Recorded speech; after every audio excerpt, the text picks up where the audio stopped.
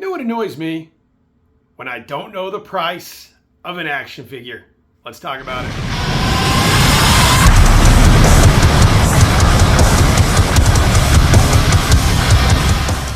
What's up, guys? How's everybody doing? Welcome back to the channel. Welcome back to another Toy Talk. We haven't done one of these quite some time, but I've had something on my mind lately after a visit that I had to one of my local toy shops the other day. I wanted to kind of talk about it and get you guys a starting point for some conversation of what you think about this. So, quick little backstory. I was at one of my local toy shops the other day, Toy Base 10. I'll just tell you who they are, because I kind of think they need to be called out a little bit, and that's what we're going to kind of do here. One problem, well, there's a couple problems with Toy Base 10, and it's not just them, it's a lot of other toy shops out there nowadays. But the biggest problem with Toy Base 10 is not nothing, but most items in Toy Base 10 are not marked as far as the price goes. So the way that you kind of have to navigate Toy Base 10, you have to pick out the item you want, you have to take it up to the counter, and you have to wait for the owner to put out his phone, look on Mercari, look on eBay, see how much it's going for, and then he'll kind of base that off his price. I think that's lazy. I think that's kind of chicken shit, to be honest with you. The reason I find that annoying is that, okay, so I understand that you've got a lot of stock. I understand that there's a lot of fluctuating prices and stuff. But when I have to sit there in line on a Saturday and wait for multiple people for you to tell me how much an item should be because you haven't gone through your store and marked the items properly, I find that very annoying. And I'll tell you what, since this happened, and okay, I lied. This was like 3 months ago. Since then, I have not been back to the store and actually refused to go back to the store for this reason alone. So, I mean, what's the deal? Do you guys see this too? I have seen this in a couple of other toy stores out there where nothing is marked price-wise, and you have to sit there and go get somebody, wait in line, have them check their phone to get a comparative price without them taking the time to get it. So for me, that's a huge turnoff as far as where I'm going to give my business to, who I'm going to give my business to. Let me hit you up with another piece of the puzzle when it comes to this little problem that some stores have.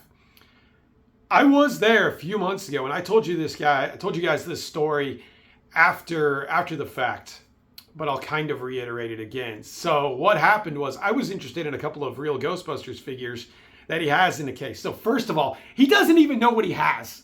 First of all, because he goes there and he's like, "Oh, I didn't even know I had those." Okay, dude, that's fine. You got a lot of stuff in your store. I can understand that. But the biggest problem that we had with him looking up the prices, so I was looking at an Ecto 3 vintage, an Ecto Trap vintage. He had no prices on them. They'd been sitting in this back shelf for, probably since the silent era. He gets out his phone, he starts looking them up, and I give him some comps. I have my phone ready too. I'm looking on Mercari. I'm like, dude, this one is going for $15. No, it's missing a couple pieces. No, that's not right. Not only does he look up the prices because he doesn't have them clearly marked, he argues with me. And I'm literally showing him my phone and saying, dude, look, this is the comps. This is what these things are going for. He shoots me. So we had about 3 or 4 comps from the $15 to $25 range. He's like, well, $40.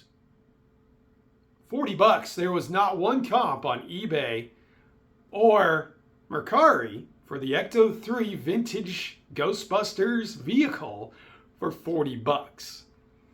So I think this is a big problem now. And this is not a problem that just I've seen. I know that there's been other YouTube videos about this and so on. So you guys get in the comments. Let me know. Do you have this problem? Do you see this going on in your toy shops? And if you do, what do you do about it? For me, I just quit going there. And I've got a couple other toy shops in my area, in the Oklahoma City area, that have everything marked, and will even give you a discount if you pay cash.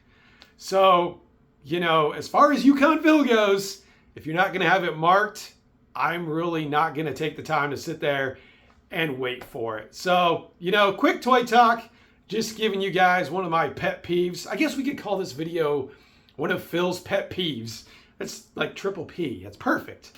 But yeah, I think it's a huge, huge turnoff to not know the price and then to give the owner of the shop some comps and have them argue and shoot your price much higher. And I think it also kind of gets to the point where, you know, they're kind of scalping you a little bit. So you guys get in the comments, like I said, let me know what you think. Let me know how you handle it. And if that happens to you, will you go back to the store? There you go. Just a quick video. Hope you guys enjoyed it. Let me know what you think. Hit that like button, hit that subscribe button, and I'll see you guys on the next one.